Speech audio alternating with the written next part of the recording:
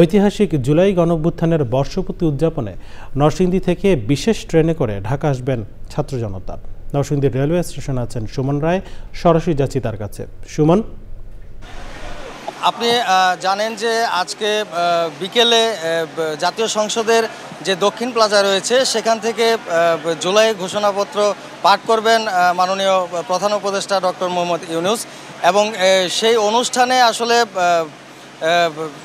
বিভিন্ন সারা দেশ থেকে আসলে ছাত্র জনতাকে ঢাকায় নিতে কিন্তু ৮ জোড়া স্পেশাল ট্রেন কিন্তু চালু করা হয়েছে।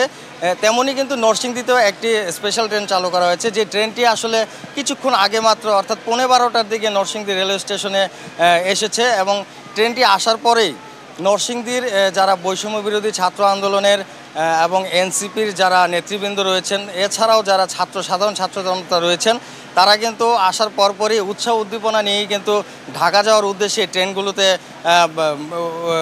উঠেছেন, এবং তারা শান্তি শৃঙ্খলা বজায় রেখেই ভিতরে বসে আছেন। এবং আমরা তাদের সাথে কথা বলেছি, তারা আসলে খুব উৎসাহ উদ্দীপনা নিয়েই আসলে এই যেহেতু অনেক কাঙ্ক্ষিত এই জুলাই ঘোষণাপত্র, তারা আসলে ওইখানে গিয়ে ওইটার সাক্ষী হতে চান, এই ইতিহাসের সাক্ষী হতে চান।